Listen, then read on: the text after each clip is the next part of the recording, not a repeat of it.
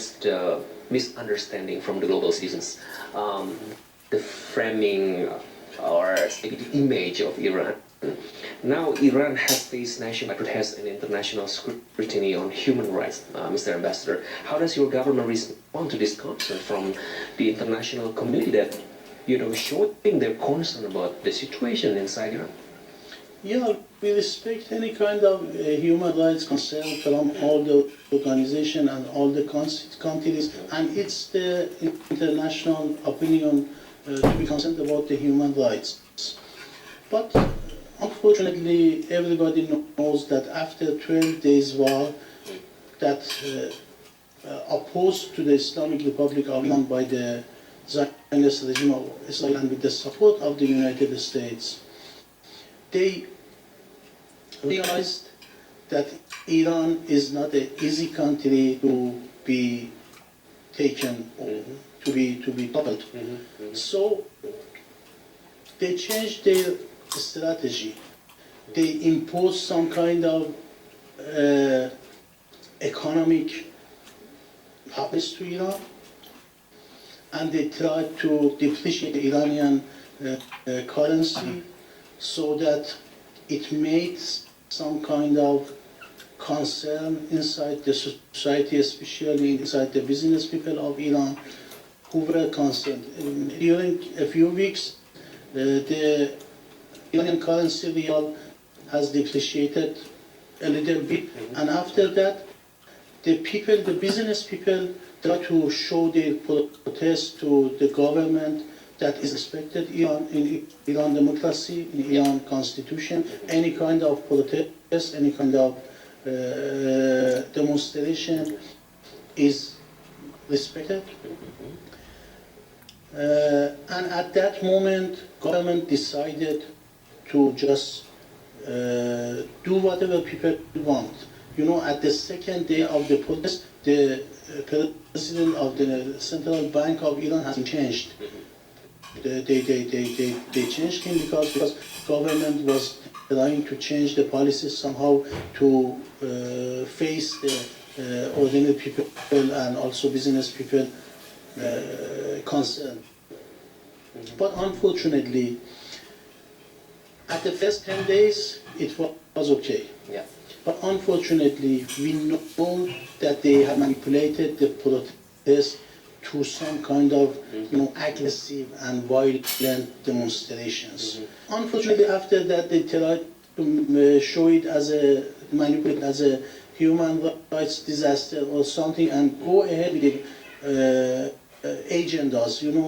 We believe that it's very dangerous for the international norms that they are using the democracy, human rights, and some values like that as their political tools. Ambassador, Iran has strong capabilities in biotechnology, nanotechnology, health innovation, and advanced engineering. How does Iran envision transferring or co-developing this technology with Indonesia in the future?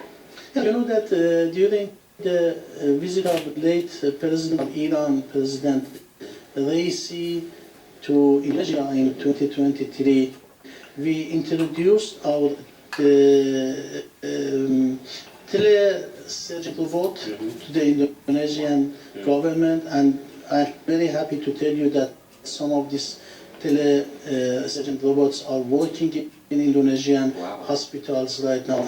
And when I talk to the authorities in the hospitals, they are so satisfied with their work. And because of the Indonesian climate and Indonesian, geographical system, that it is there are a lot of islands, so it's important for Indonesia to help the remote and distant patients. Yeah. So it helps a lot. Mr. Ambassador, Indonesia and Iran have a long-standing relation, absolutely, which economic sectors still offer greatest untapped potential today. So, speaking of which, of the tourism, it is very interesting too. Direct flights and tourism cooperation have been discussed. How important of these initiatives of dealing cultural understanding between our societies, Mr. President? Speaking of the people-to-people cooperation and the connection, I can tell you that everybody knows that Iranian and Indonesian people love each other. It's very strange for me. Whenever I tell in Indonesia that I am from Iran, people respect me and show me that they like me, and that happens in Iran as well. If you go to Iran and if you go to the ordinary people in the street that I'm from Indonesia, people respect you a lot, and you can see that it's really something that you can feel whenever you go, you are so respected by the people. In the field of the tourism, you know that there are many thousand people that come from Iran to Indonesia for tourism every year. And of course from Indonesia to Iran, because of the situation, it's not that much. There are still some tourism, but it's not that much.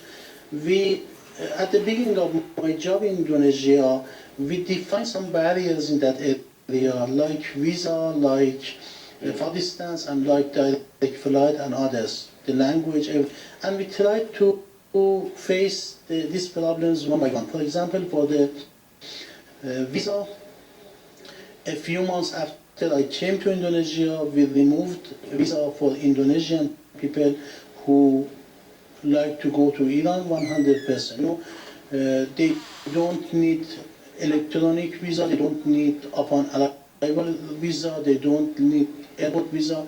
They just go to Iran without any kind of visa.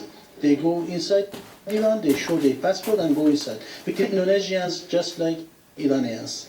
That's the first step. Right now, Indonesians who wants to go to Iran, they don't need any kind of visa. Secondly, for the direct flight, we are doing our best with the cooperation of government of Indonesia, especially the Ministry of Affairs Kemlu, as well as the Ministry of Transportation. And we hope that we can just facilitate that and formalize that with the Indonesian government help. Inshallah, we are trying to have that. I request the Indonesian government to help us in that regard, to have the direct flight to Indonesia, no matter which company, no matter which country, even the Indonesian flights can go to Iran, because there are a lot of people, at least nowadays, there are maybe 10,000, maybe more than that, people that every year they come from Iran. So there is customer. We just looking for the flight to be arranged. We can arrange that with the help of the Indonesian government, Indonesian companies, as well as the Iranian companies are ready to come to Indonesia. Mr. Ambassador, if you were to outline the next chapter of Indonesia and Iran relations, what key pillars should define the strong partnership between countries? I think we must marinate the cooperation between Iran and Indonesia in the field of the economy. You know, as I mentioned before, the cooperation between Iran and Indonesia in several areas is very good. I don't say perfect, because we always have the space to go ahead, So, in the field of the culture, we are very good. You just mentioned about the futsal match. So, we have the same situation with our brotherly Afghanistan, a few days ago. When our football team are playing with each other, the audiences, they still love each other. They don't fight each other. With Indonesia, it's the same situation. We hope that Indonesia wins for the championship. Of course, as an Iranian, I hope for my team as well. But actually, in the field of the culture, in the field of the politics, we have a very good relation with Indonesia.